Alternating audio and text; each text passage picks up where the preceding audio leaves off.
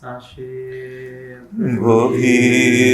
Jishian Metok Tram Riraling Chian Yandem Padi Sangye Shindu Amite Gawargi Rohun Namda Shinla Triparsho Idam Guru Ratna Mandala Kam Niryatayami Shiranga Soghi Choknam La Janchu Bardu Dakni Yapsuchi Daki Shinyen Gipe Sonam Ki Drola Benchir Sange Druparsho Shidang Soghi Choknam La Janchu Bardu Dakmi Gapsuchi Daki Shinyen Gipe Sanam Ki Drola Benchir Sange Druparsho Chudang Soghi Choknam La Janchu Bardu Dakni Gapsuchi Daki Shinyen Gipe Sonam Ki Drola Benchir Sange Druparsho. Okay, ladies and gentlemen, thank you so much. We have a ton of work to do. I want to really highlight the homework you just did, the quiz you just did, summarizes the first class. And so the essence of that, for me, of that quiz, is the title. If you understand that the title is pointing to an experience, then it's not study of Buddhism. It's not study of, some interesting thing. It's pointing to an experience, a realization. The diamond cutter, that thing which will cut the metaphor of an ultimate thing. The closest to the most ultimate we have is the diamond. The thing that this text is supposed to do inside of you will destroy the diamond, the most ultimate thing. Yeah, so if you remember that, I did this silly 5 parts thing.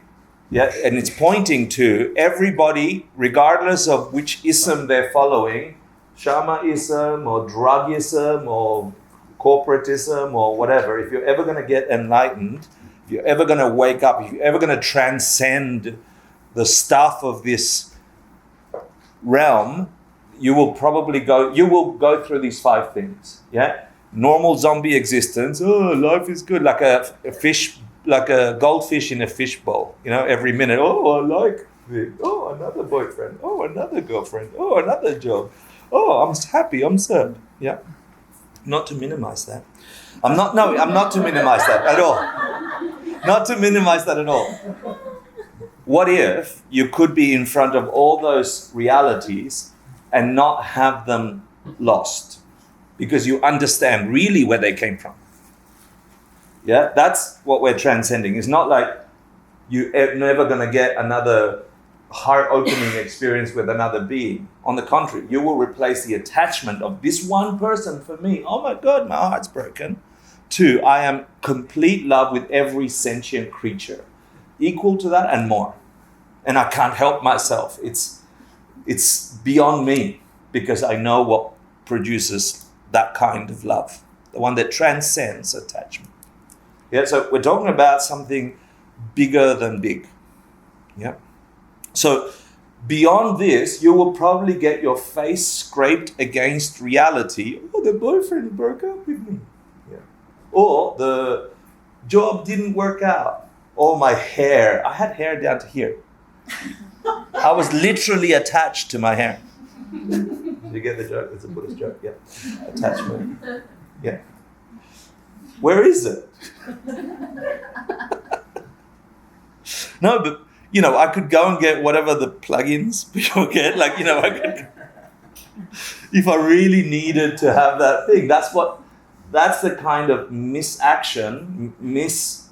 misdirected action that would come from not understanding where joy came from, where happiness came from. I need hair, that'll make me happy. And then I'll end up looking like this, little pump over here, little lips, lipo. Yeah. You get it, right? Blah, blah words. You interpret whatever, it's not going to be it.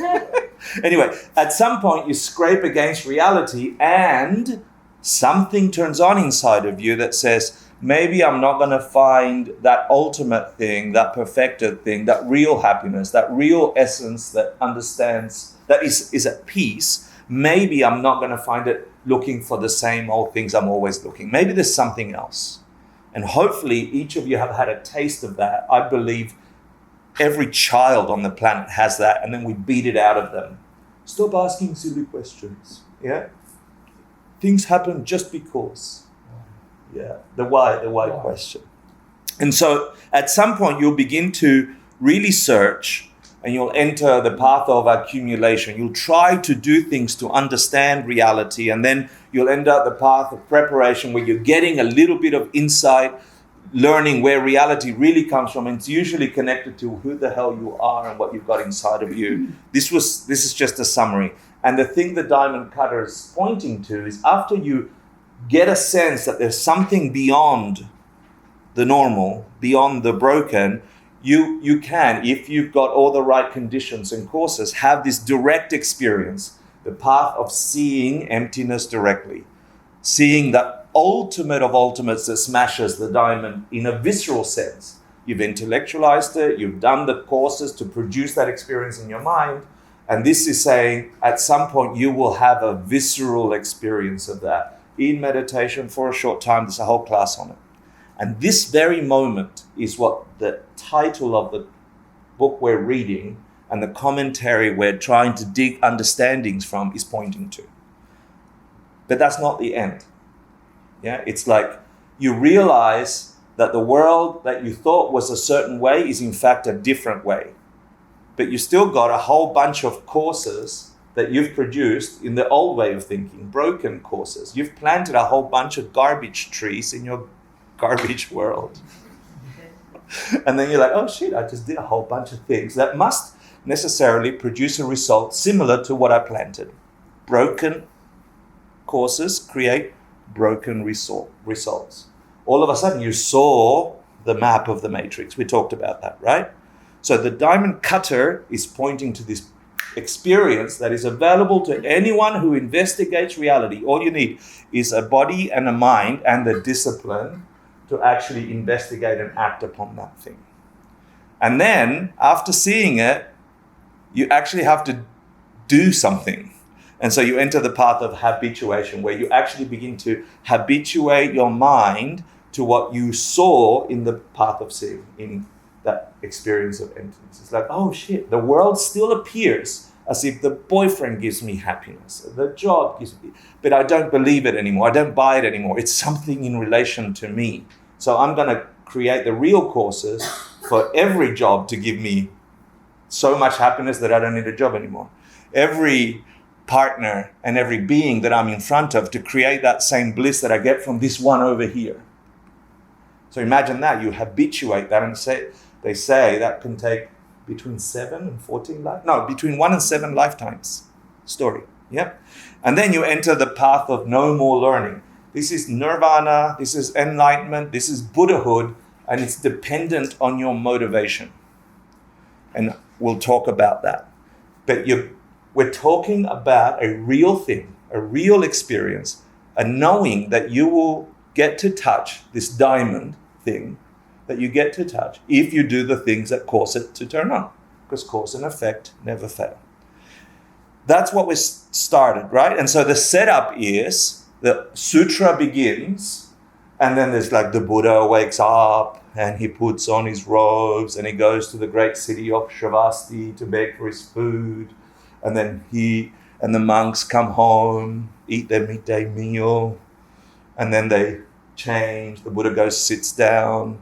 And then, do you remember someone asks him a question, right? There was like 1,250 monks or nuns there. And then someone gets up and asks him a question. Do you remember who? Why do you remember that name? It's got the word Booty in it. Yeah, Sir Booty. Yeah. That's how I remember it. I don't know why you remember it. Yeah. Wait, why do you remember it? Booty, Sir Booty. Yeah. No, that's not why I remember. I just need to make you laugh, so it's not all so serious. Yeah. And so that's how the sutra opens. Most sutras open that way. There's a whole scene set up. It's a city. The Buddha's sitting somewhere in a garden, and then people come around, and someone, usually Subhuti for the Prajnaparamita Sutras. Remember what that means?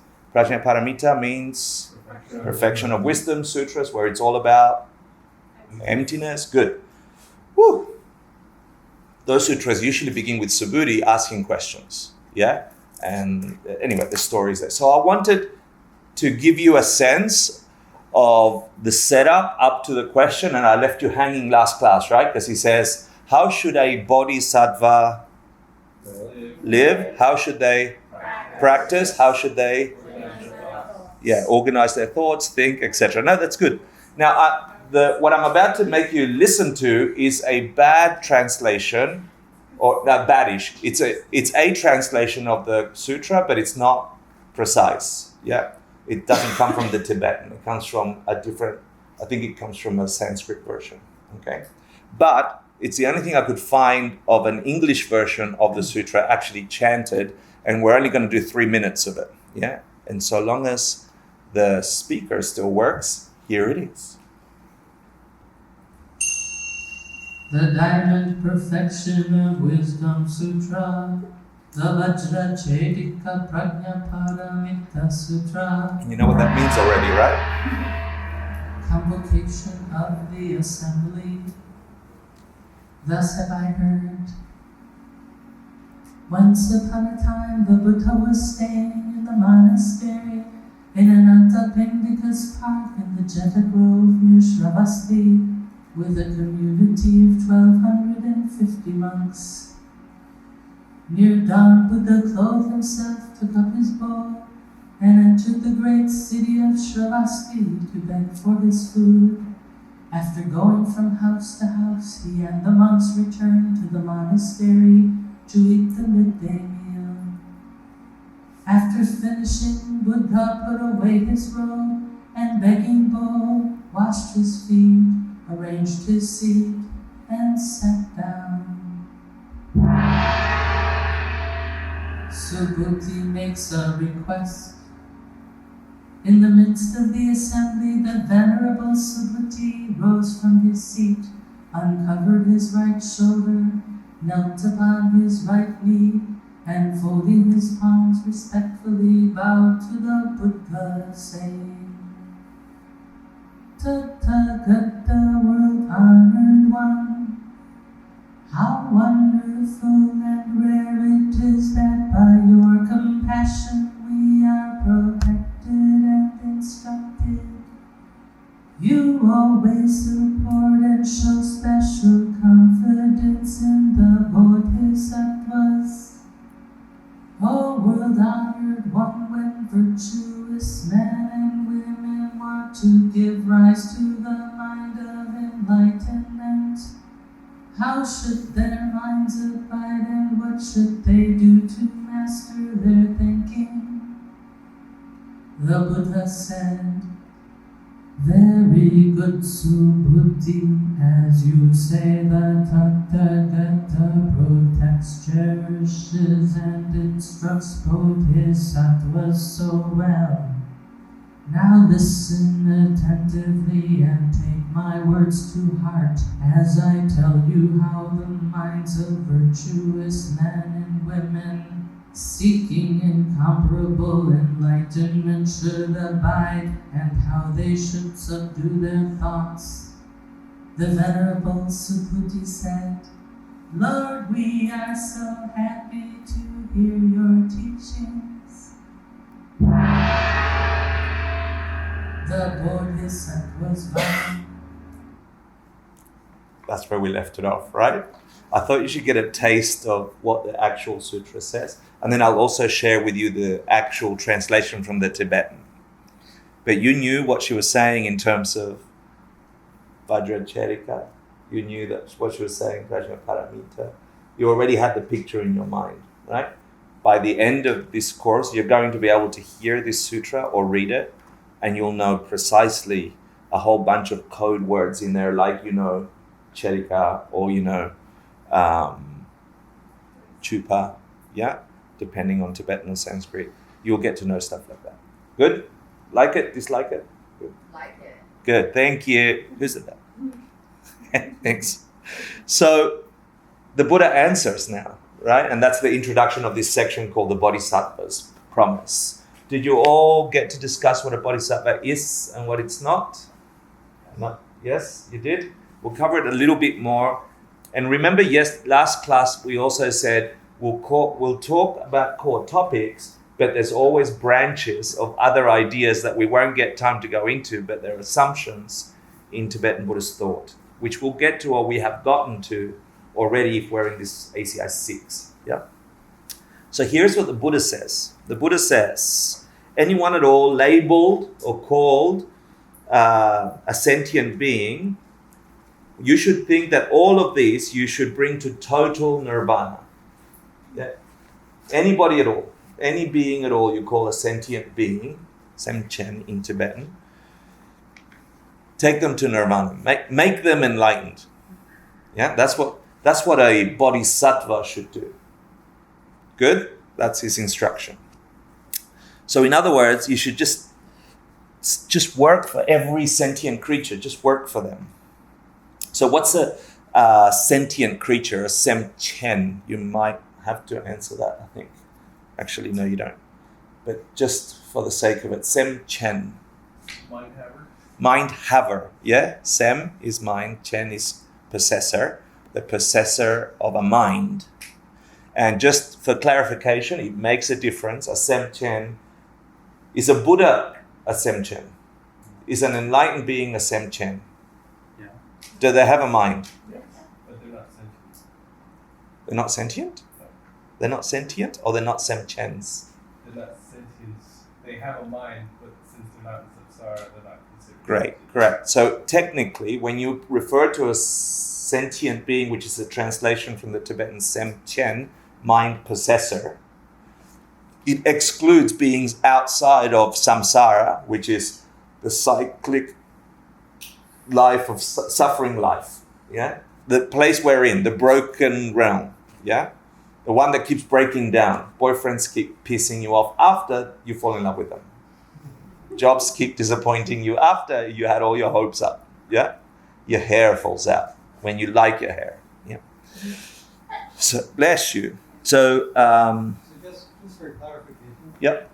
What about things like trees and Yeah, not sentients, not mind possessors. They have a consciousness. They move towards the sun and whatever, but they're not mind possessors. bugs? Bugs, yeah, amoeba. Amoeba? Yeah, yeah. So why? And again, remember I said I don't want to divert to all these things, but that would be a nice diversion. There's a whole course that slices from the Abhidharma Kosha that slices. There's this type of being, that type, and we'll cover a little bit today, but we won't go there. That's a really good topic because who are these beings I'm supposed to save, right? Who are all these creatures? The Buddha said, if you want to reach enlightenment, you should be a bodhisattva, which we'll cover, yeah. You take everyone to enlightenment. That's how you're going to get to enlightenment, okay? That's what he's saying, yeah? Take care of everyone. So any being still in samsara, in a suffering state, is a Sem Chen. From amoeba all the way to, and we'll cover the range. And then the Buddha begins listing the types of beings that one should free or save or help reach nirvana. And he'll give us 3 or 4 divisions. And I thought you'd like to see them. He starts, and you'll hear this next class, yeah? the first words are the Tibetan pronunciation, and it means beings who are born in the four places. Yeah, Kyeneshi. And so Gong Kye is beings born from an egg, yeah, which includes chickens. Yeah. And then you have beings born from a womb. So he starts listing them. Yeah, he's like, Subhuti, you want to get enlightened? Sure, you help all the little beings that are born from eggs, get them enlightened. All the other people born from wombs, get them enlightened. And then he's talking in ancient India. So he also says, I think this is it, yeah, beings born from warmth and moisture. You know, when the monsoon season hits and all the flies and mosquitoes started coming up. It's like there was a belief at the time that they were born from warmth and moisture. Yeah, save them too. Yeah, all those, save them too. And then beings born complete. Yeah, miraculous birth, I think it is. And what that means is in the study of the realms of existence, there are in Buddhist philosophy hell realms, godly realms, like there's animal realms, human realms, ghostly realms, hell realms, godly realms, demi-godly realms. There are possibilities of a sentient, of a being. The experience we're having is not the limit of being, yeah? And you can verify that with bugs or amoeba and so on. So if you can have 1 degree more suffering than what we have, you can also have 2, 3, 4, 5 degree. And so the Sute Kyewa, the beings born complete, refer mostly to beings born in very deep suffering existences like hell realms. And they don't have a mummy, hell mommy and a hell daddy. Like you appear whole and complete as your experience of being is this complete suffering, and then you die and awake and die and awake, and there's horrific stories. It's very similar to Dante's Inferno. And again, there's a whole book that describes those realms. Yeah, the Buddha's saying, That's the third one? the fourth one. Did I have the fourth? Sorry. Yeah, fourth one. The hell realm is the fourth one? It refers to hell realms, beings, yeah, that are born complete, meaning you don't go through a growing up phase. You will wake up according to, I don't want to go there, but you'll wake up complete, and you'll experience someone attacking you, and then you die, and then you'd wake up complete, and someone will be burning you, and you die, and be that kind of. That's the chronicles of the hell realms. It's not just hell, though. Wouldn't it refer to God realms as well? Some of the God realms, yeah. I can't remember 100%. The idea here is like, you want to get to enlightenment? He says to Subhuti, see those little beings born from eggs? All of them? Take them to enlightenment. See all those that are born from wombs? Take them to enlightenment. All the ones from tiny ones, take them to enlightenment. All the ones complete. What's he saying, really? Everyone, right? So then he goes, oh, not just that, let's divide them by mind types, yeah? So he's like, anyone that has DUSHE CHEN, anyone with gross discrimination. He's talking about beings who hate and love, like are in this extreme of your mind is always discriminating, not as in I am a discriminatory person, as in I see that and that. Yeah, and then there's this attachment saying, I want that, I dislike that, I want that. So beings who have that as an extreme, and then he says DUSHE MEPA, which is beings without discrimination. Yeah, minds that can't do that.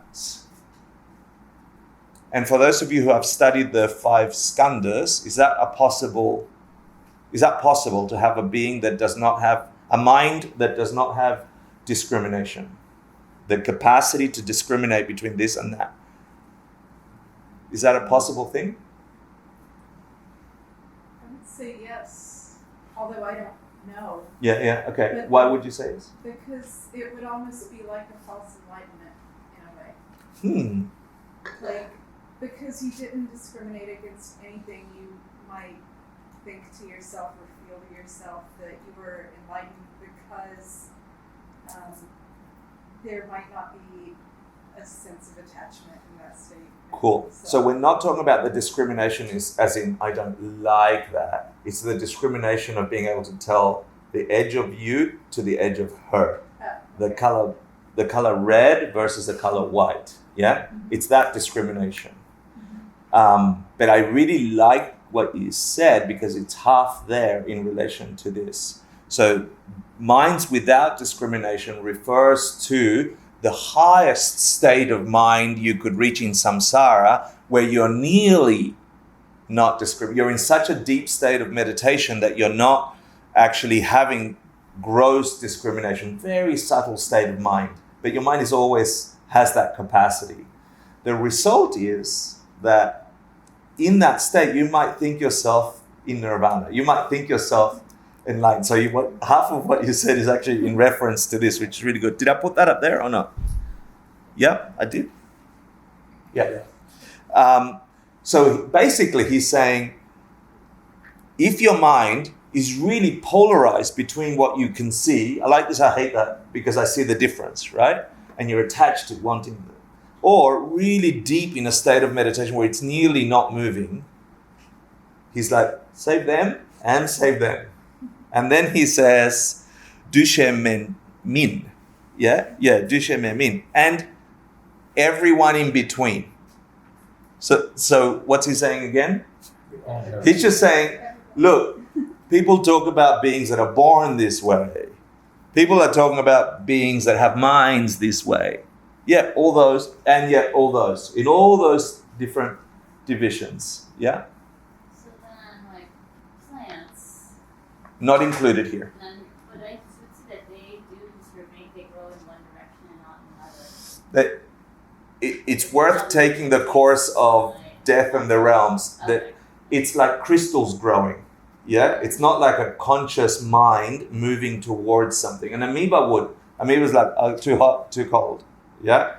And they say like crystals growing is how plants and life that are not semchens would be. And then The theory here is that he's infallible, right? The theory here is that he's infallible, right? So that like if he says plants don't have consciousness, that nobody. Then until you can verify it, you put it on the shelf. He's not infallible as in you have to believe me. No. Yes, he's infallible if you can establish it that way for you. Yeah, the idea of things grow out of moisture, whatever that thing was, which was not. He was talking to people at the time. Right. So is the modern view that he just doesn't understand biology, or is the modern view that he's... The modern view is that he was talking to his audience, meaning if you believe in warmth and moisture, let me tell you, all those that you believe in warmth and moisture, how would he say it to us? All of those that have neurons firing in their brain. That's how he would say it if he was here. That's my interpretation of what that is. Yeah. He's got to talk to who is listening.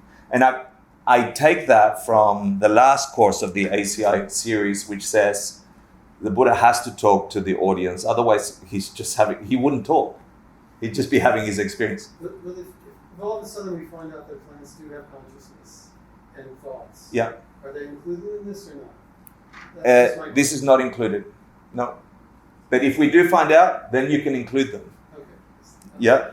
If for you they're a semchen, then you can include them. But the position is not. But here is a little bit of a personal engagement on hearing Dharma. Okay? You're going to have 1,000 months of those thoughts, Michael. 1,000. Yeah? Don't miss the big ship because you don't like the screw underneath the thing. That's been my experience, because I got caught in those states of thought and it prevented a bunch of deep practice to get the overall schematic of what it is I'm building. I'm building a spaceship to reach enlightenment. And I'm like, I don't like that steering wheel. You know, like that steering wheel is not what we would call a steering wheel. Why the hell did they make it square?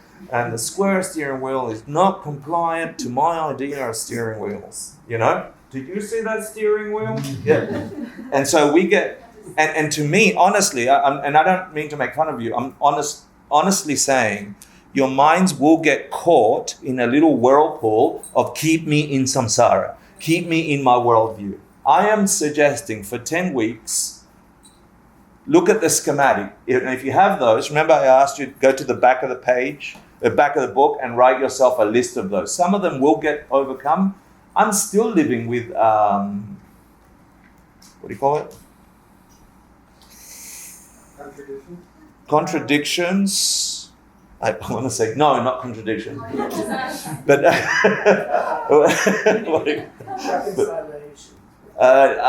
there's a word. Who said that?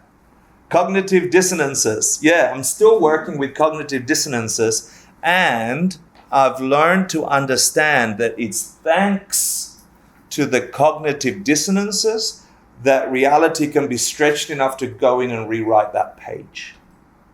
If you know everything is just right as it is, please go get boyfriends and jobs. Yeah? No, honestly, go get boyfriends and jobs and be happy. Don't get cancer. Yeah? Don't get run over by trucks. Don't lose your mum and dad. Off you go. And yeah, this is like, there's a spaceship. I don't like the steering wheel. Intercourse. Yeah? I'm suggesting for all those things, keep them, because the dissonance is actually stretching the fabric of your knowing. And if you're sure you know where reality comes from, congrats. I'm still investigating, but oh my God, this has opened up a depth and breadth that I've never experienced since getting a taste of it. Yeah. Otherwise, why would I waste your time? I have no reason to waste your time personally. Yeah. I'm not saying believe me. I'm saying look at your own schematic. So it's good that your mind should have that. I'm a cynical person, but I'm also humbled by what my mind can do and how it grasps to, I'm sure that this is it. And often it's the thing that got me here in the first place, the problem that got me here in the first place. So keep those questions coming, but don't ask me until the 10th class. No, kidding. But I had a question about the this highly discriminating mind having the lowest amount of samsara, and vice versa. I'm just wondering, why is that? He's just saying, imagine all creatures that ever are. There's some all the way in that corner who are so lost in, I like that, I want it. I hate that, I push it away. The discrimination that they experience, meaning they can see what this versus that, and then the attachment they have, they're so lost by the oscillating that there's a whole bunch of beings over there in the very lowest corners of samsara, completely lost in their discrimination. Let's go hell beings as an example. Someone's coming to kill you. The first thing you want to do is punch them, or whatever that is. So it means lowest. I was thinking it had, they were the most well, because they... No. And the most well would be... lowest level of hell, kind of, okay, that makes more sense. They have most discrimination. Like they are so lost in their discrimination that they can't begin to question where this reality is coming from. And then you have beings all the way at the peak of samsara, just before leaving samsara, who are so subtle in their mind that they say they don't have discrimination. The highest samsara is closest to nirvana. Yep, cool. Yep. And then he goes, there's those with bodies and those without bodies. Yeah. So there's beings, sentients, mind possessors with physical form, and those in the formless realm, those without form. So he's talking about the 3 realms. And again, there's a whole course on the 3 realms of existence. The desire realm, which we're stuck in because we're desiring food and sex and sex. No. And food and sex. Yeah. And or if you've seen the wheel of life, the Bhava chakra, that's divided into 6 realms. That can sometimes be divided into 5, which we just mentioned: hell realms, ghost realms, animal realms, human realms, demigod realms, and god realms. Yeah, and it's not like there is an acme god realm sitting over there, and they're all got acme god places. It's not like that. the experience you're having as a sentient of this reality because of the biases of our senses is similar to the reality a puppy dog would have here. They're having a real reality in their own experience of this based on the biases of their senses. Buddhism will have you understand that it's not coming from the actual eyeball or the eardrum, that it's coming from the mind that interprets that data. Yeah? So there's something in consciousness which interprets that data in a particular way, which creates a humanness about the way we interpret this. See, it's inside out. It's not the way we're thinking about it. It's not like you go down to a little hole in the earth and you find all the little hell creatures over there. Yeah, all big hell creatures. And they're like, hi. You know, it's not like that. It's very inside out to our way of thinking. These cells put together create certain impulses. We say they go to our brain and they spark off things. But what the hell is coloring or giving meaning or interpretation to those sparks? Because the dog's having a different spark. It's not in the stuff. It's in the mind. So the mind we share is the human realm. The way we're seeing this reality is the human realm. Bring 10 million ants. Who's correct? Them or you? There's more of them. So which reality are we in? And they're not real realities, are they? They're really sensing this space in a way that they are completely immersed and experiencing it. And that is a reality. That is the animal realm. And similarly, there could be worse realms, ghost realms, worse still, hell realms, better realms, where there's no suffering until the end. Yeah? So the devas and asuras, the gods and demigod realm, are described similar to what we would call a Christian heaven, or everything's blissful and lovely, except it's still in samsara because it misunderstands where the world comes from. And so towards the end of 500 years, you hear this thunderous voice that says, Zoe, sorry, you got 7 days. And then your garlands start to wilt and your hair starts falling away and everyone's like, oh shit. And they don't look at her, and then you begin your suffering and like people avoid you, you disappear and you die in that realm. It's fascinating to read the Abhidhamma Kosha when it talks about the realms. Anyway, Buddha so far is like, all those that are born in the 4 types, all that have the 3 types of mind, very discriminating, subtle discriminating, all the bastards in between, save them too. All those that have a body, desire realm. All those that don't have a body, formless realm. Yeah, save them too. So the Buddha's making a point. Like you said, he's saying it covers every sentient being. Yeah, there is nothing, there's no sentient being you're not supposed to take care of, is what he's saying. If you want to get enlightened, if you really want to reach freedom, yeah, nirvana, Buddhahood, look for all those beings and take them out. Take them out of this suffering place. Not take them out as in take them out. So he's making sure with these lists, which you'll hear in the sutra, you'll read in the sutra, all angles of current thought are covered. Bodies, no bodies. Minds, no minds. Yeah, born this way or born that way. All good? This realm and that realm. Good. What about the day when you can't take care of everyone's person who asks you for $1?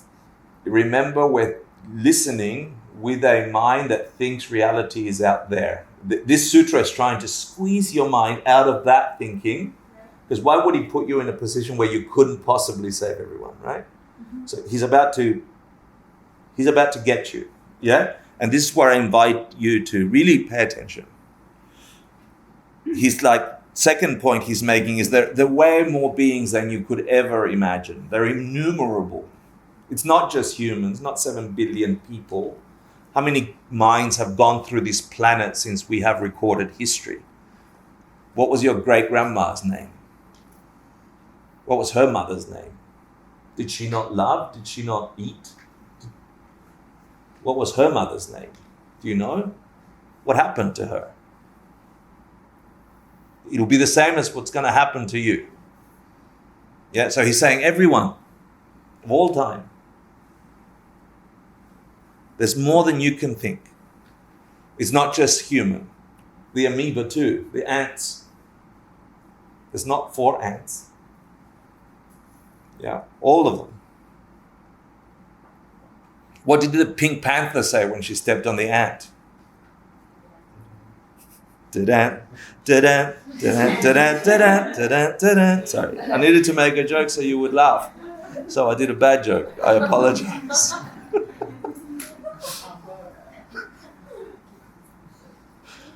I'm following the Buddha's footstep. Teach to the capacity of the students. You just blew my mind. Sorry. By calling the Pink Panther a she. Yeah. Oh. Oh, really? Yeah. Oh, I thought it was a boy. really? Yeah. No. You're gonna blow my mind.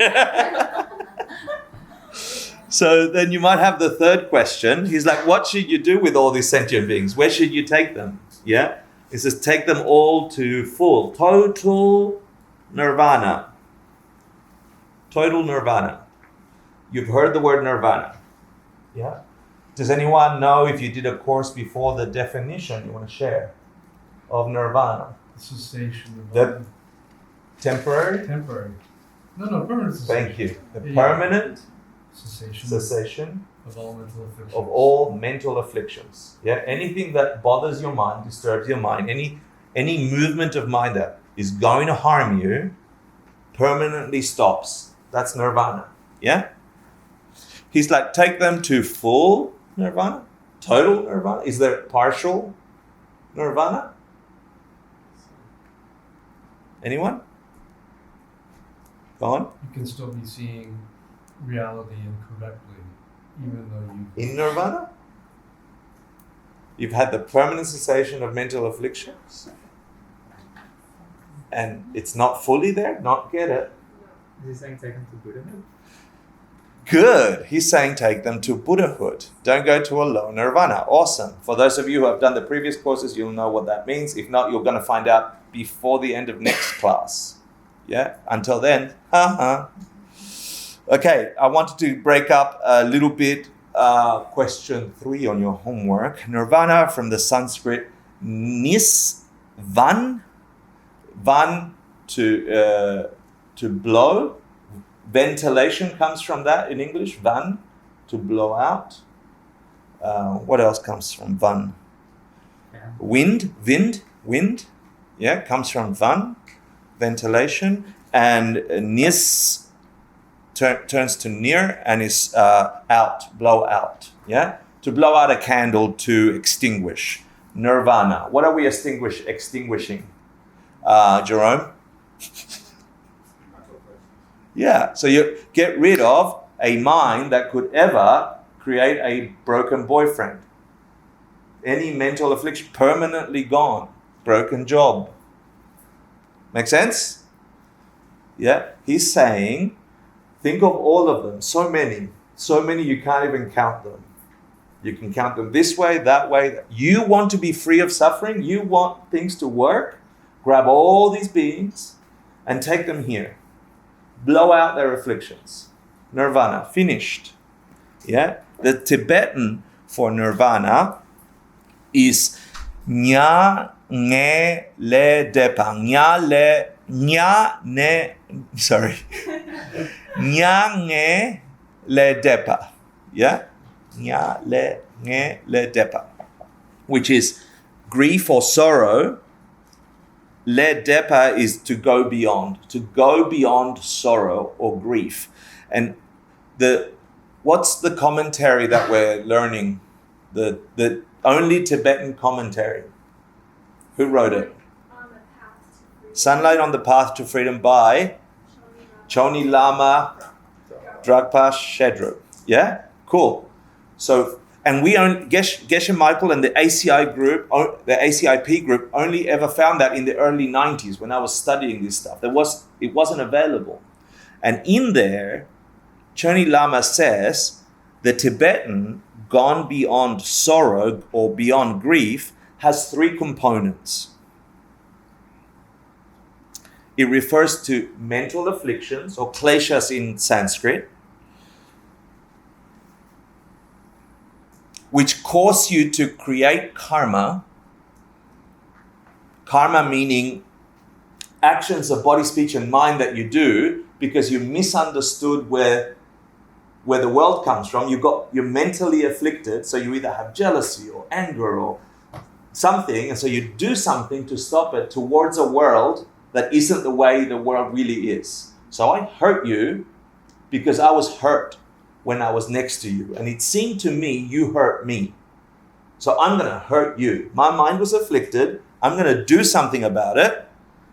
And that's the way we operate in life, right? You hurt me, I hurt you. I like that, I take that. Yeah? He's saying the mind being afflicted creates karma, creates consequences that turn into suffering. Because if I'm hurting you because I misunderstood the hurt that I experienced with you, where does the hurt that I did to her go? Where does it? Every energy, right, has an equal and opposite reaction. Every action has an equal and opposite reaction. Where does the energy of hurting her go? Why? Because it happens in your mind. Yeah. So I'm sitting there going, Reda's stupid. Let's say, sorry, Reda. Sure, Let's say that. But, so I'm saying that quietly in my mind. Reda's stupid, right? But I'm going to pretend that I'm nice to him. Oh, thanks for your answer, Reda. But my head is going, oh, stupid. Yeah? We all do this, by the way. In my mind, my intention is stupid, even though my words are trying to be gentle. Who heard the stupid? My mind. Every action has an equal and opposite reaction. Every action has an equal and opposite reaction. My mind has that as an imprint. It's created an impression on my mind, whether he knows it or doesn't. Even if he knows it, even if I say to him, Reda, you're stupid, right? My mind still has that intention. Whatever it is that I saw myself doing, yes, it can hurt him if he has the capacity to be hurt by it. Because he might just laugh it off and go, Hector's just an old man. Yeah? Sometimes you can say something harmful to someone and will they get hurt? Yeah. Sometimes you can say the same thing to someone else or them and they might get hurt? No. It's not in what you're doing. But who definitely gets the result of the intention I planted? My mind has that imprint now. A reaction has an equal and opposite reaction. And within a few minutes, this begins to take root inside my mind, karma, and begins to generate the causes for a nice suffering. An hour later, 6 hours later, a year later, someone will come back and say, God, you're stupid, Hector. I'm like, I didn't do anything to deserve that. I was at work doing my nice thing. Where did that feeling of being called stupid, where must it have come from? It came out of my mind, even though it was connected to someone else's words. But it was in my mind. And if you understand that, that's the spaceship we're looking to build. The understanding of somewhere inside of you, every single experience you've ever had, will ever have, is generated by the actions you do towards everyone else. So what's the difference between the spaceship and just taking the bypass, where you're just like, I'm not going to let anything anybody says ever bother me again? Cool. We'll get to it. Because you who's tried a diet? Who's succeeded? Right? Just trying, I'm not going to be bothered, doesn't mean you're not bothered. Yeah? But it's a good start. I'm not saying, in fact, the definition of Vinaya, which is all the vows that monks and nuns take, is to tame the body. Yeah, and your words. Don't say shit back, even though you want to punch them in the face. Yeah, at least control or tame your reaction. That's a good place to start. Yeah, because at least you're not creating causes for more suffering. But again, we've gone a little diversion. Woo. So Chone Lama says you want to take people beyond this thing, this cycle that happens when your mind is afflicted. you want to do something to hurt them, which is actually what causes you suffering. Go beyond that, he's saying. Yeah? Go beyond that. A synonym for nirvana, to go beyond grief in Tibetan, or the Sanskrit is moksha, which is freedom, prati moksha, and takpa, freedom in Tibetan. Yeah, so take them to freedom. Take them beyond suffering or sorrow. You're all good? Am I? No? No? Silence. For those of you who have done the course before or previous courses, a person who has gone beyond sorrow, who has reached freedom, reached nirvana, is an arhat, which means foe destroyer, enemy destroyer. Who are they destroying? Mental afflictions. Yeah? So you would be called a being who just slashed and burnt, destroyed the mental afflictions, the things that bother your mind permanently. Yeah? Thought you should know that. But they haven't Huh? seen the direct perception of emptiness. They have. Yeah, absolutely.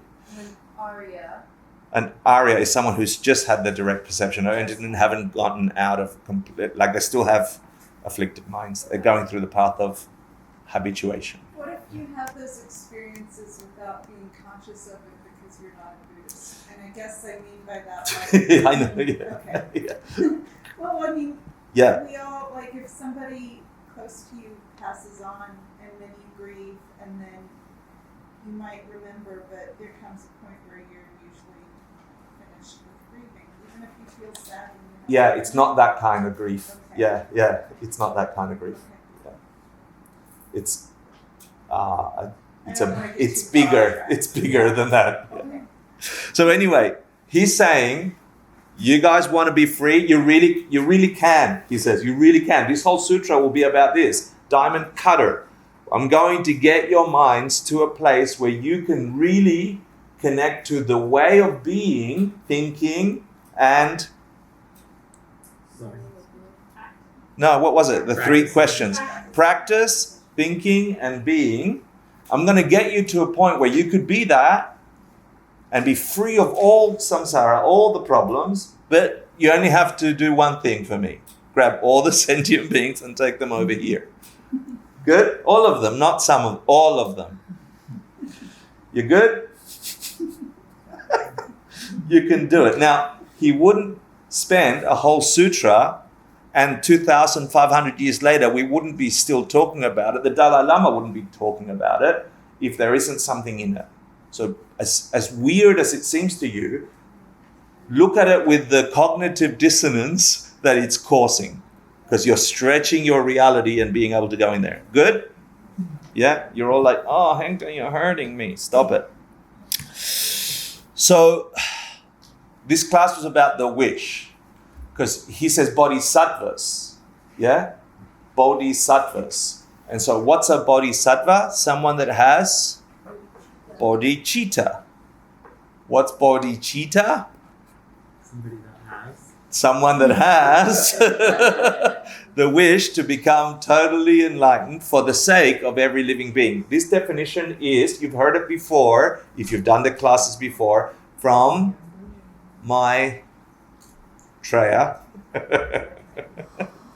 right? Via Sangha, for those of you who have done this course. So he's saying the definition of the wish for enlightenment, bodhicitta, is to really want to be free yourself from this suffering, like Subhudi's asking, for the sake of everyone else, every single living being. Good?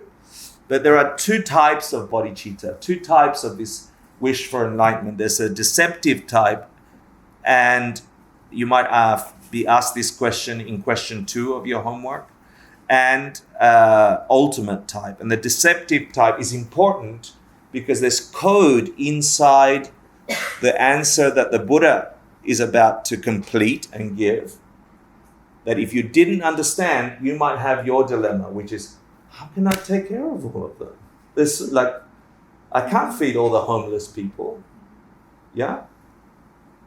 So if you understand this, it'll play on the cognitive dissonance that you're having, and it'll give you what he's actually trying to tell you. Yeah? So the bodhicitta, this wish to reach nirvana for the sake of every living being, is actually the deceptive form of that wish. Because how are we thinking of all these living beings, all these homeless people? That's out there. As out there, right? There's a homeless person there, there's a homeless person there, there's a... How is it actually that these beings are being experienced by you? Where? Somewhere in you. So he's getting us in there slowly, but he's getting us in there. He's going to get us, the Buddha's going to get us in there and going, if you're thinking that you're going to go and save all these homeless people and all the ants and all the amoeba and all the ones with mind and no mind, and yeah, it's going to feel like what you just described, right? You're defeated before you start. But obviously he's not sending us on this spaceship to fail. Otherwise we wouldn't have wasted 2,500 years talking about it. Yeah? So there's a deceptive form of the wish and there's an ultimate. And they refer to deceptive reality and ultimate reality, which again is a division of how reality appears and exists. For the example of... Is your puppy here? Yeah, okay. We can imagine, what's her or his name? Pookie. Huh? Pookie. Fugi. Pookie. Oh, Pookie. Yeah? Pookie. Pookie, good morning. Sorry. I don't know why you have to talk to dogs like that. What are we doing? So if you heard the pen thing, yeah? What is this? Yeah, just what it appears to you is a pen, right? It's not a pen, right? Now, if we showed Pookie, I can't hear, I'm old and haggard. Would this, the first thing that comes to her or his? Her mind, would that be pen for her? It can't be pen. What does she do with this? Yeah, it's something to chew on, to play on. So is this a pen or a chew toy? And because we're going to find out the reality of this. What is it really? What is it if all the Pookies leave the room and all the humans leave the room and we just leave it there? Nobody's looking. No one's experiencing it. What is it? It doesn't exist. Or does it? It's something. We just put it there. Huh? Good. So that's what emptiness is getting to. We can't say what it is until Pookie walks in, and then it becomes chew toy. Or Hector's walk in, and then it becomes a pen or a bad metaphor. Yeah? So is the penness coming from this object, or is it coming from the perceiver, the experiencer? Logically speaking. Experience. It must, right? Because if it was coming from this object, pen, Pookie would be looking at it going, pen? I can't chew on it. It's a pen. It's so simple we miss it. If you get that,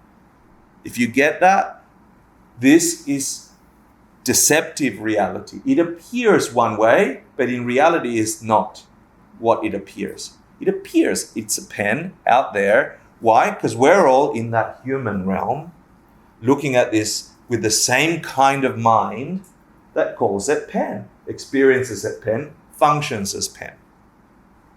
Fair? But all the dogs and all the ants and all the other things can't experience it the way we experience it. Are they wrong? Their reality is not real. No, but we believe that they're wrong. Like we hit dogs that chew on my pen. Yeah? Because they're wrong and I'm right. Mental affliction, klesha, karma, result. Relatively, this is a pen. It's not a pen for you, it is. But it's not its ultimate. How does it ultimately exist? It ultimately exists as, it's like your mind does a little fart, right? It's like, it could be anything. It's dependent on the mind experiencing it. And when something comes, like a mind appears in front of it, it becomes something that came from this mind. Now, if that's true, we go into some silly Western dip that says, oh, then I want it to be roses. You can't force it. Like, it's actually projected by you. That's not true. But you can't just choose it to be what you wanted to, because then you could choose never to be angry, and then we wouldn't be having a stupid class on enlightenment. Yeah? If you could just choose it. It's not the way reality works. Relative reality is relative to the stuff in us projecting constantly. Pen, floor, room, sounds, meaning, conceptions, everything without exception is being projected by your consciousness, by your mind. And it doesn't come from the objects. It comes from you, and we don't see it. We think it is that way. Relative truth. The way it ultimately exists is it's 100% available to be anything at all. Its full potential. It is empty. It is empty of being pen by itself, from its own side. That it doesn't have. It does not have pen. Yeah, it's not farting particles of pen. If it was, everything would look at it and go, pen. And the fact that one creature cannot see it, and they're not dumb, they're not broken or something, it means that it doesn't have a nature. Relative and ultimate reality. Now, why is that important here? We're trying to fix whom? We're trying to save whom? We want to have this bodhicitta. We want to save everyone, right? Reach enlightenment. You better know where everyone comes from. If you think they're out there on the street, separate from your mind, creating homelessness, you'll never stop them. You'll never get them to enlightenment. If you understand that you're intricately connected to the world you're experiencing because you're projecting it, then, maybe then, you can take them all to nirvana. I don't know if I'm getting your minds in there. I don't know if you're getting, you're getting something? I don't know. Mm-hmm. Is the idea then that eventually you want to be as the pen is? You want to be a clear vessel to receive? No, the idea is you already are that. And based on your past karma, you're forced to think of yourself this way. And this world this way. And all the homeless people this way. Just like you can't help but see this as pen. Try and see it as something more than pen. And how are you supposed to take moral action? Or is there moral action? Good question. Read something about, for Buddhism, it's non-dualistic. No, good. There are a bunch of misconceptions that come from this understanding. And let me just clear them up straight away, right? If the experience of this comes from me, not by choice, but by everything I did say or thought in the past towards others, then moral action is the only thing that creates a perfect world. Anything that's slightly hurting another, wanting to remove someone else's happiness, must always necessarily remove your own happiness. So that's the only reason and link for philosophy and morality. If everything is empty,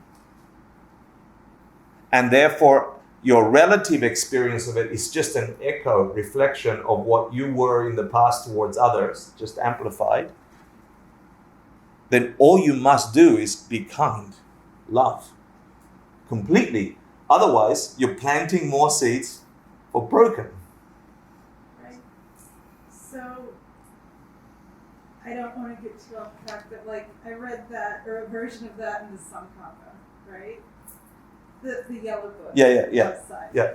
But where that got me was like, I'm gonna end up on a mountaintop somewhere. With No, lots of no, frogs in no. my hair. No, good. This is what we're trying to do. Get the old perceptions of what we should do as good Buddhists and not care or go into the woods and break those. Yeah, we'll get there. You'll get there. Okay? Can you not? Because I got This is on- half an hour. This is on sentient beings. Yeah. Sentient beings and empty. There is nothing that is not empty. So they're empty of sentience. They're empty of beinghood. They're empty of suffering. We'll get to what that means. You sound like the Diamond Cutter Sutra. Yeah, you do. Yeah, you'll get what we'll get to. Just play with it, Michael. Play. Hold it for a second. The tension. I know. It's good. No, it's good. I'm at complete peace. Good. So there's a little caveat. Remember the 5 paths? At the point where you see emptiness directly, they say you have a realization that you've never had an experience of the ultimate. Every action you've ever done was deceptive, was broken in some way, was thinking that there was some ness coming from the sentience, coming from the penness. And so that up to that point, you've never really seen or worked with the fabric of reality as it is. You've only ever worked with it as it appears deceptively broken, which produces more broken. After that, things change. So then the Buddha says, hey, by the way, Subhuti, a bodhisattva should think that even if I do manage, so this is to your question, even if I do manage to bring this limitless number of living beings to total nirvana, even if this was possible, what do you think he's going to say next? There will be no living being at all who was ever brought to nirvana.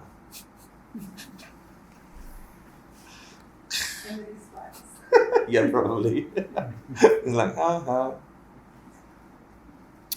So I put this in here after I explained relative and ultimate bodhicitta. Why? Let's see if you caught it. Because when you look at it this way, it's looking at the beings out there on their own, and it's like when the next lines go to the ultimate bodhicitta, where it comes from you. Very cool. Very cool. Yeah, if you thought there were beings out there separate from you, not a projection from your mind, which is a reflection of what you did in the past. Yeah, if you see shitty human beings in the past, guess what you're projecting? Guess what you did in the past, according to this worldview. Yeah, and I'm inviting you, please, to play with it for 2 hours every week and let it sit there and rub against physics. Because, anyway, yeah? So he's saying, if you think they're out there, they're not going to nirvana. He's like, why is this so, Subhuti? If a bodhisattva were to slip into conceiving of a sentient being, of someone as a living being, then we could never call them a bodhisattva.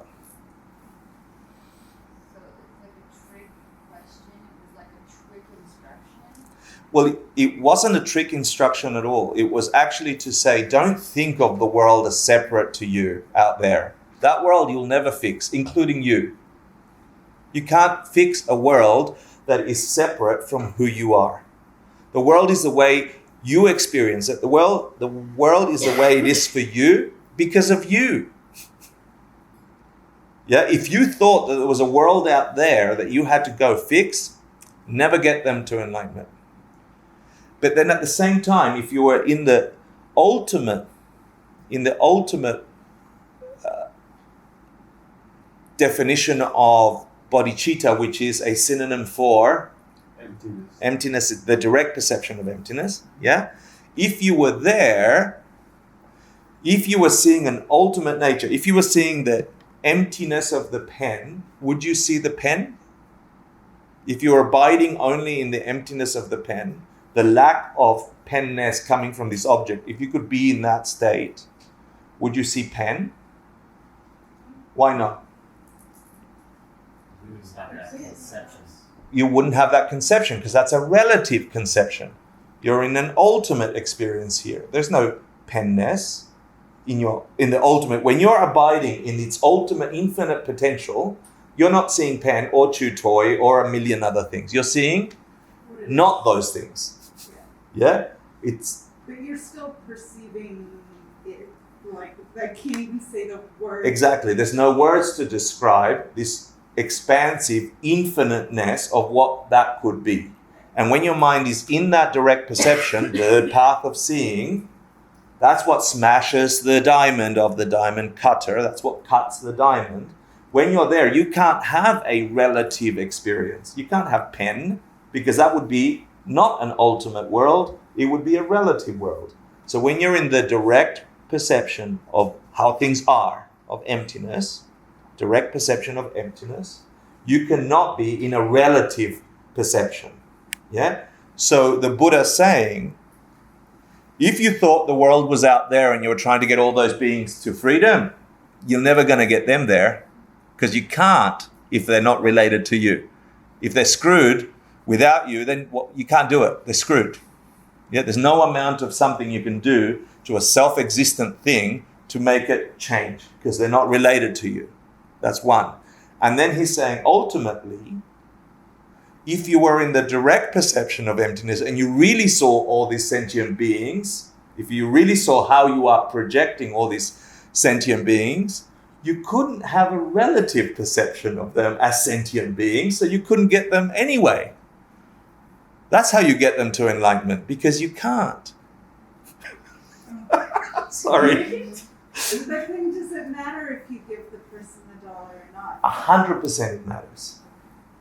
It matters more than you think it matters. But the person doesn't exist outside your mind, is what you're saying. No, there is something out there, but the person, the penness, the thingness doesn't exist outside your conception of it. The poverty doesn't. There's no need to give $1, because the poverty. You tell that to the person who's hungry. He's not hungry. No, he's this is hungry in my mind. No, not at all. You're missing it. This is what he's trying to get us to. Your mind, as soon as it a Western mind that looks at, not even a Western mind, a samsaric mind that gets taught emptiness will go to that extreme. And that extreme is the extreme of non-existence. Well, then nobody needs to eat. Fuck them. Not fuck them. Yeah. You just convinced me nothing exists outside. Exactly. That's not what I'm trying to do. I'm trying to say a samsaric mind will go there if it misunderstands what the Buddha's trying to say. It's like, it's not that they don't exist at all, and it's not that they exist the way you think they exist. There is a middle way, Madhyamika, middle way. That's wrong and that's wrong. These are the two extremes. Of course the poor person exists. Don't feed them for a week, watch them die. That happens. It's not like your mind didn't have that reality. That is what makes it real. It's the thing that is real is your projection of it. There is no other being separate to your mind experiencing it, and that's the only way reality exists. Other realities that are separate to the way you're perceiving them, impossible to exist. So yes, things exist, just not the way they appear to you only. Yeah, and this is the whole point of this sutra. Really subtle, and if you go in there, infinite possibilities, like incredible possibilities applicable to sentient beings, to happiness, unhappiness, what gives you joy, what doesn't give you joy, what gives you wisdom. To every movement of mind as big as infinity itself. You need to be able to ride between these two sides. Is he hungry or not? I think Is he hungry? I feel like what you're saying, if I'm coming clear, is like the most real part is the imprint that you create on your own mind, depending on how you act in that real situation, right? 100%. But is he hungry? Yes. Is there a Yeah. that's hungry? So the simplest. How do I know he's hungry? You've been hungry before, and you can see it in him. So I'm projecting hunger. Just because so I think the problem for samsaric minds is the word projection to us implies it doesn't exist. It's not real. And that's not what it means here. It means literally something in us is forcing a conception of a thing that exists to be a particular way. And that is that's the only reality you will ever experience. And if that's true, then you can change reality. If it's not true, if things existed out there separate to you, you're screwed. May as well just party, until you're dead. Because if things existed separate from you, then you've got no way to change the hungry person, no way to change the painful person, no way to change anything. If I had a direct perception of emptiness, then that person would be devoid of my perception of hunger. Right? That's what you just, you just gave the pen keep to. listening. No, keep listening. Just hold it and keep listening. Honest. You said if somebody You've got to let me finish, Michael. You've got to let me finish, please. You promised you would, right? Yeah. So the pen still writes, and you're projecting homeless. If you go and say, he's homeless, I'm going to go help him, and go give him some food, that might be really nice.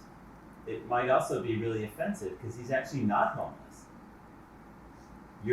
Your perception, your karma ripened and made you assume that this person who was dressed this way was homeless. How dare you? I'm offended. I'm not homeless. I don't need your money. You see? It's your perception that's projecting homeless. It's a label. The pen still writes. The pen can still be chewed. You're putting a label. Can I not go there, and can I leave you all suspended? Because I would like to get 20 minutes in there, and I want us that we would go there and trust. We've got 9 weeks like this left, 8 weeks left. You will get to those corners, and I want you to have this thing, but we're not going to nut it out every class, Because I warned you all before, right? Otherwise, we would never get. No problem. We would never get to what we need to get to. Look at the big spaceship. Suspend that thing. Go, okay, there's got to be something there. Instead of being so, it's pointing at something. And it'll come. So which one was,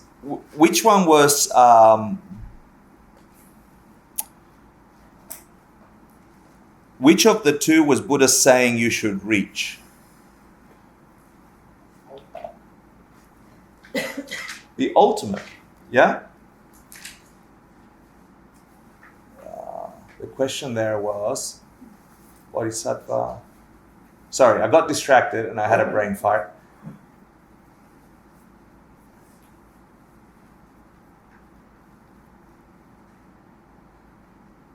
A Bodhisattva should think that you should bring limitless numbers of beings to enlightenment. When you think that way, self-existently, you can't take anyone to enlightenment. When you think about it as being in the ultimate direct perception of emptiness, also can't take anyone to enlightenment.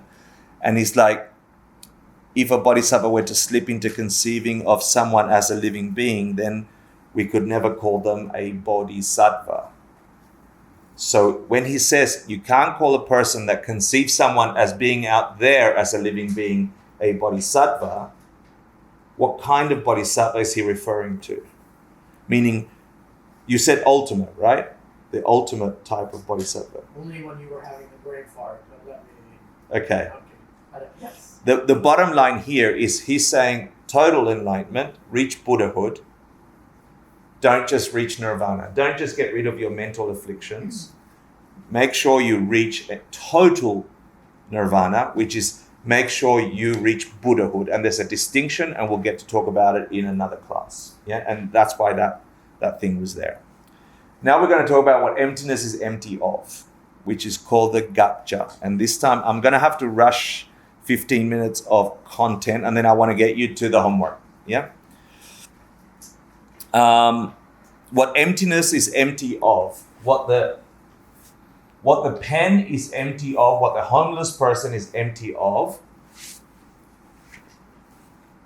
is being in that nature separate to your conceptions of being in that nature. You also got to know that there are 3 different ways of explaining that in Buddhist thought, and we're jumping straight to the highest way of explaining it. This is the explanation of dependent origination, how things arise, dependent on your projections, not by choice, but by force, Yeah, you're forced to have this perception. I'm forced to see a homeless person. As soon as I conceived of them as homeless person, they are, for me, a homeless person. I could be wrong, I could be right, but that millisecond of conception is a homeless person for me. That whole reality appeared in me, and that's how I'm acting in the world. The minute this appeared to me as pen, this is pen, relative reality, for me, until someone tells me it's something else. And if I believe them, then my mind changed it to be something else, conception in me, projection from me. Yeah? So when we say the pen is, this object is empty of penness, meaning it doesn't have pen from its own side, what's the thing that we say it doesn't have? Self-existence. Yeah, cool. So the thing that empty is empty of, and all emptinesses are the same in this respect, is that things are empty of having whatever nature we perceive of them inside of them, separate to my mind conceiving of them that way. Yeah? Sure. Cool. We call this the impossible thing, a self-existent thing, anything that that could not be it by virtue of our label or projection. Yeah? Anything that is like that is a gotcha, is an impossible thing, doesn't exist. There's nothing that you can conceive of that you didn't conceive of. Yeah? There's nothing that you've conceptualized, no inner world. So whenever you've had an emotion, your energy changed inside of you and you called it happiness, depression, horniness, sadness, whatever. Yeah, your mind labeled it straight away. Where did that come from? Did it come from whatever you were connected to as you were looking at porn or listening to a sound? Did it come from those objects? Seems to. It seems to, absolutely. Deceptively, it appears to. But where is it really? Where is this experience? They stimulate. Yeah, cool. So let's go there. Let's go to porn. Yeah? Let's get a nice picture of a penis. We go back to penis, okay? They stimulate. So here is, you all have to imagine the same penis, okay? Because they stimulate. And I think they're amazing. Penises are like the best thing, yeah? We can put them on a platter, touch them, like all sorts of things, right? Will everybody in this room have the same kind of stimulation from the same 56-year-old penis? No. I know I'm being silly on purpose, but it's to draw the extreme that yes, there is a stimuli, there is an object out there, there is something out there. It's not that there isn't homeless, there isn't sentience, there isn't pens, there isn't objects out there.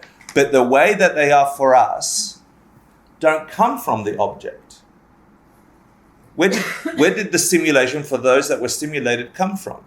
It can't have come from that object. Penis is the new food. Why not? Why couldn't it be in that object? Then everybody would experience it the same exact way. It's so simple. If it had that power, everybody must. It was forcing that reality on us. Everything, every sentient must have. Yeah, it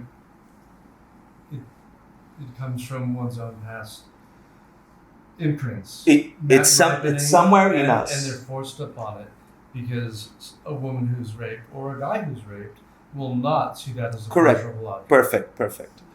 So something in us from somewhere before forced us to experience that in a certain way. Fair? If you get that, if that's true, then you can cloak the entirety of your reality with that understanding. Everything is up for transformation. There is nothing that is not up for transformation if that's how things really exist. And that's what this text is trying to get us to go in and go, look at where your world is really coming from. Don't go and change that and that and that and that and that, because you won't ever be satisfied. That never stops. You just need to turn around and look in here and see what it is that's causing that. First of all, investigate the thing's nature. Realize the gakcha, the impossible thing. There was never a boyfriend that gave you happiness. It's not that there was never a boyfriend, and it's not that you never had happiness. There was a boyfriend that gave you happiness, but the happiness did not come from the boyfriend. It did for you. That's okay. It did. There wasn't a homeless person that was hungry. It was for you. It's not that that doesn't exist. Things are coming from us. They appear as if they're coming from themselves. Things are the way they are for you because of you. And if that's true, then every action matters. Actions of body, speech, and mind, because that's the code that we're imprinting on the mind that is later projecting a reality. The reality we're experiencing right now, it's just an echo. It's if this explanation is true, then there is nothing that you're experiencing right now, this week, this month, this lifetime, that isn't inside of you somehow. The way you are seeing your world is you. No one's forcing it down your throat. And you're a poor victim. In this way of understanding reality, everything doesn't have a nature. Everything is empty. When you see that directly, you are free. You're off. You're on the path of seeing. You just saw how to recode all of existence. You're like, whoa, I just saw I've never acted that way towards the world before because I never understood where the world came from. I just saw where my personal world really came from. It doesn't have a nature. It was always a gakcha. It was always an impossible thing, a self-existent thing. I always thought the way I behaved towards the boyfriend was the way if I got this kind of boyfriend, I was going to always be happy. Acting in that way was the mistake. It wasn't the boyfriend. But what if you have that realization you're not suddenly going to become an astrophysicist or something like that? I'm not sure what you mean. Well, with the physical object of the pen, you can put that diamond wall between you and the pen. But if you're taking away your mental afflictions, or you're using your mind, or you have a realization in your perception that you have the ability to transform your world through emptiness, it doesn't seem like it makes you smarter, if that makes sense, or more skillful. Does that make sense? I still don't get the problem of how you don't end up on the mountaintop. Yeah. Drums in your hair. You will get there. Okay. Yeah, I promise you will get there. The Buddha is taking like 192 questions and answers between him and Subhuti. Yeah? And Subhuti's asked, how do I act? Should I go to the mountaintop or should I not go to the mountaintop? And the Buddha's saying, dude, you're asking a big question. You want complete freedom from every shitty experience you've ever had and are about to have. Every time your hair will fall out, every time you got no money, every time you got no boyfriend, every time you hate yourself looking at yourself in the mirror, every time you're so delusional you don't know how to stop giggling. Yeah, and it all seems out of your control. Yeah? In fact, it's so out of your control that we're grasping, I want more of that, less of that, more of that, less of that. And Buddha's like, dude, you've just asked a big question.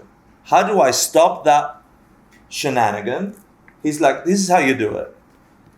Realize that things aren't what they seem. The way you're working your world is what's screwing up your world.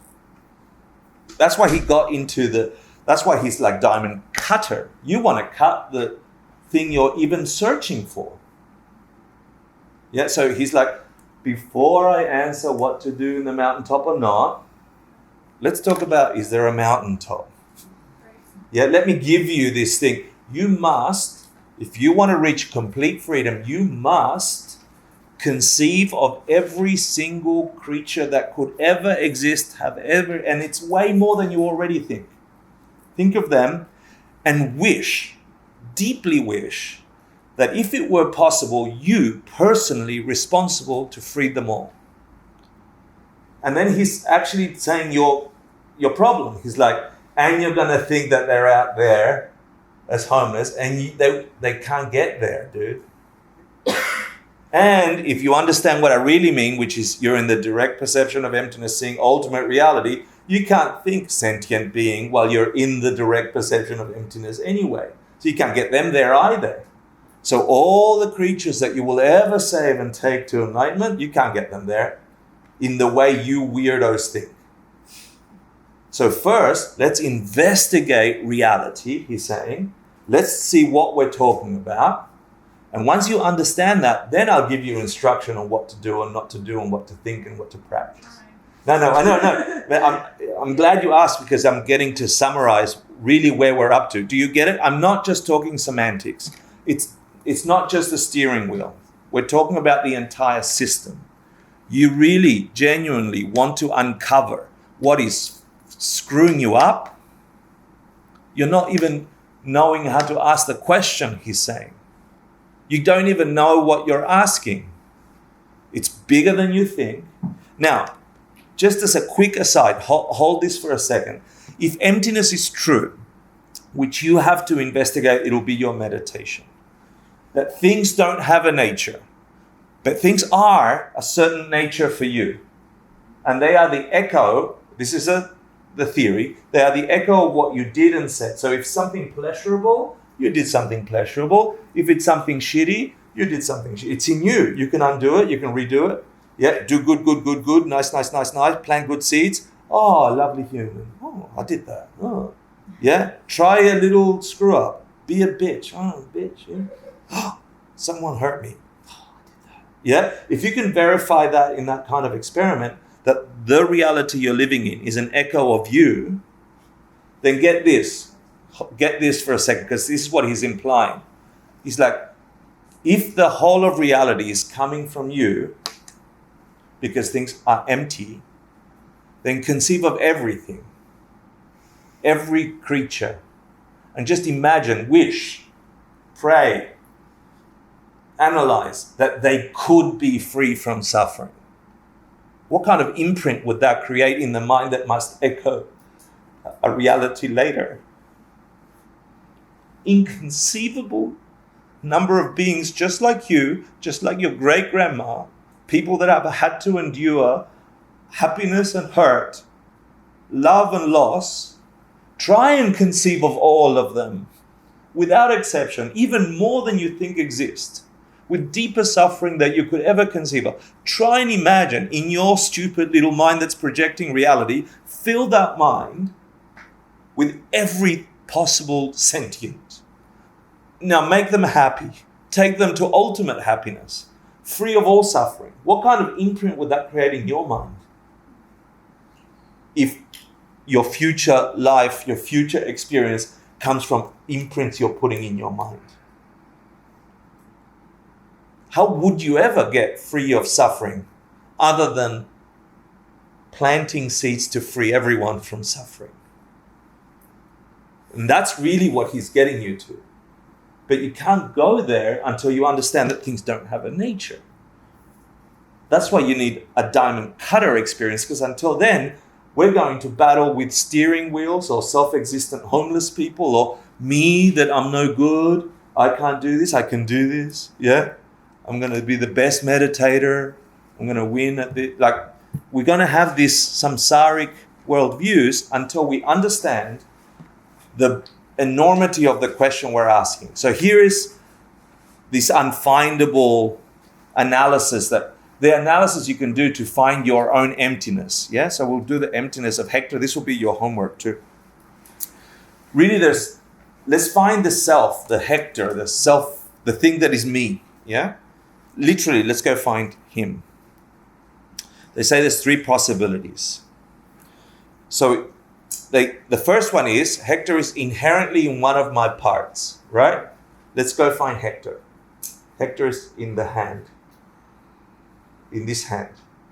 Do you think Hector is in here? What about here and here? Is that Hector? Why not? Because if you chopped your hand off and threw it in a room, I wouldn't say, oh, hey, Hector.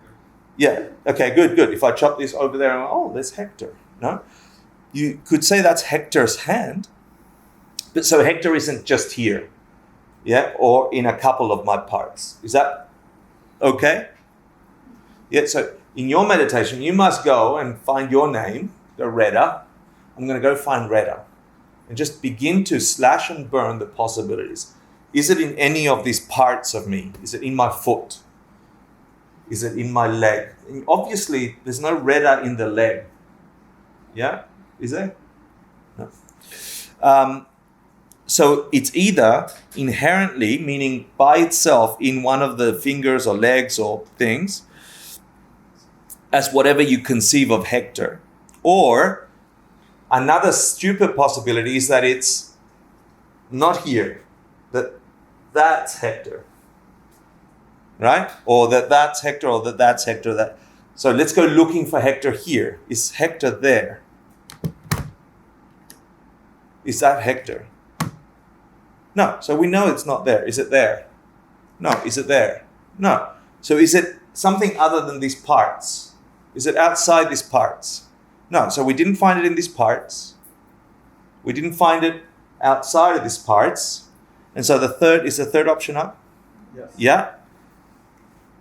They say you can't find it inherently in the collection of parts as a whole either.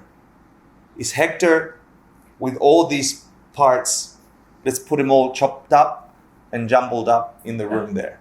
Would someone walking in say, oh, that's Hector? Or even if it wasn't chopped up, let's go not chopped up. Yeah? And I'm sitting here like that. And you go grab someone off the street, bring them in here, don't tell them anything, and say, who's that? And will they, looking upon these parts, say, oh, that's a Hector, duh. Right? So is there another place where Hector could be? Either this place, not this place.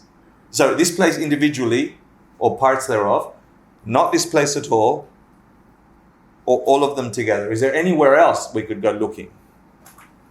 They say no, right? So in your meditation, go looking for Janine and go through until your mind gets tired. Is it in the fingernail? No. Is it in the forefinger? No. Is it in the tip of the nose? No. Is it in the inhalation? No. Yeah, so here's a quick answer. Is there a Hector, though? This is to your answer, Michael. Is there a Hector? Yes. How do you know? That's what we're calling it. Right there, and I'm talking to you now.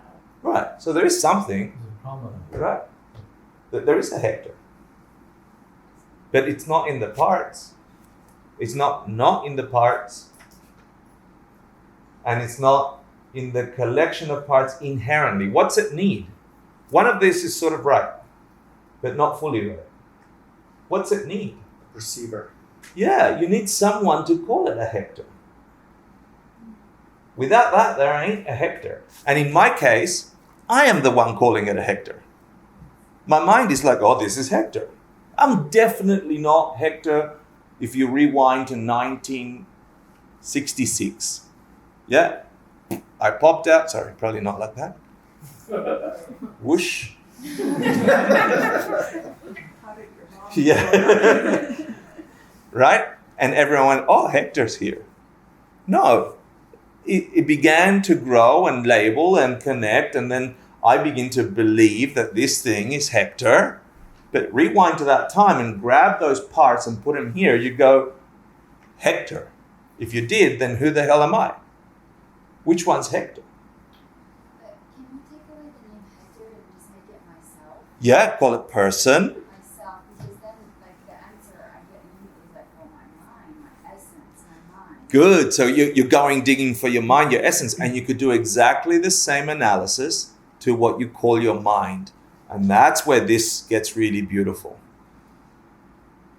Let's go find your mind. Now, that won't be the analysis. If you want to go there for this meditation, go for it. Let's grab a moment of brandy. And I don't mean, yeah? Which part of the mind is brandy? Is it the beginning of the mind? Well, it's my sentience. I would say it's my sentience. It's your consciousness. That is what's called brandy. Or is a name and label upon that. Well, that's why I said myself, not the name. Uh-huh. I want to know about myself, my sentience, right? Mm-hmm. That's, I know that you're... Who's sentient? Well, I am. Right? Yeah, who's? Myself. This conception of me, yeah? That's the voice in my head. that talks Whose to head? myself. The one who owns that head? Who owns that? No, but this is where you want to go in this meditation. You keep digging, asking who's there, knock, knock, who's there, yeah? And you will come to a point. This is an emptiness meditation. You go looking, not there. Go looking, it's not there. Go look. Self, not there. The sentience, is that Mimi? Is there a Mimi-ness there?